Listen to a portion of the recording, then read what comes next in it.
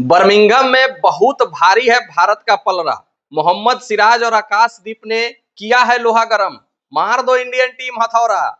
Edgbaston के ground पर अभी तक टेस्ट इतिहास में एक भी मुकाबला भारत नहीं जीती है। वो सपना शायद अब साकार होने वाला है। भारत बहुत आगे मैच में जा चुकी है। तीसरा दिन डिसाइडिंग दिन होता है किसी भी टेस्ट मैच का, और तीसरा दिन खत्म होते होते भारत 244 रनों से दूसरी इनिंग में आगे हो गई है।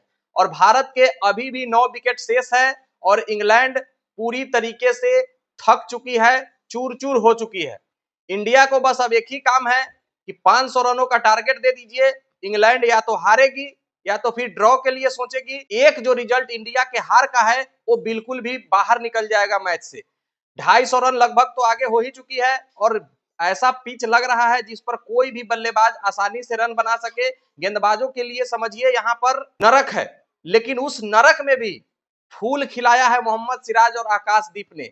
भाई साहब, जसप्रीत बुमराह की गैर मौजूदगी में मोहम्मद सिराज कुछ अलग गेंदबाज होकर के नजर आने लगते हैं।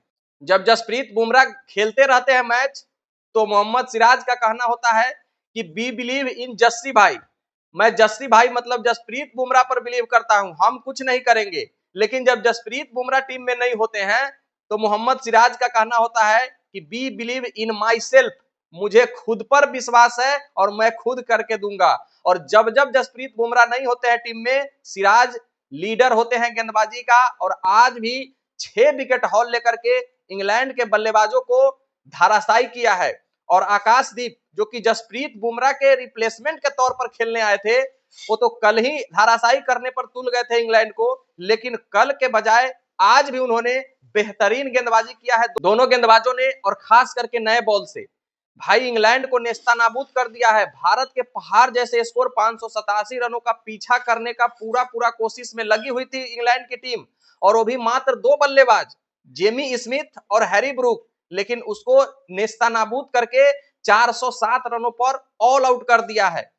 इंग्लैंड का अगर आप स्कोर कार्ड देखिएगा तो शायद आपको हंसी आ जाएगी। हाँ, अभी तक टेस्ट क्रिकेट के इतिहास में ऐसा कभी नहीं हुआ था कि एक इनिंग में किसी भी टीम का 6 बल्लेबाज 0 पर आउट हो और 2 बल्लेबाज 150 के पार रन बनाए, कभी नहीं। लेकिन इंग्लैंड ऐसा किया है। 19-0-0, 22-0, 158, 0, 184, 5, 0-0-0 ये इंग्लैंड का स्कोर कार्ड है। मतलब जेमी स्मिथ का 184 रन और हैरी ब्रूक का 158 रन अगर आप निकाल दीजिए तो पूरी टीम मिलाकर के 66 रन बना पाई है, जिसमें 6 डक है, 6 गोल गोल अंडा। और उसका श्रेय भारतीय केवल 2 गेंदबाज को जाता है। भारत के तरफ से भी किसी और गेंदबाज को विकेट नहीं मिले हैं, केवल और केवल 2 गेंदबाज, मोहम्मद सिराज 6 विकेट और आकाशदीप ने 4 विकेट हासिल किया है। इसके अलावा टोटल गेंदबाज मिलकर के 244 रन खर्च किए हैं 50 ओवर में और एक भी विकेट हासिल नहीं कर पाए हैं। वही 40 ओवर मोहम्मद सिराज और आकाशदीप ने फेंका है। मोहम्मद सिराज ने 6 विकेट और 4 विकेट आकाशदीप ने हासिल किया है। रिकॉर्ड पार्टनरशिप हुई थी भारत के लिए भी। छठे विकेट की 203 रनों की पार्टनरशिप हुई थी सुमन गिल और रविंद्र जडेजा के बीच, और इंग्लैंड के लिए भी छठे विकेट की पार्टनरशिप जिमी स्मिथ और हैरी ब्रूक के बीच हुई है 303 रनों की। ये रिकॉर्ड पार्टनरशिप है, नो डाउट।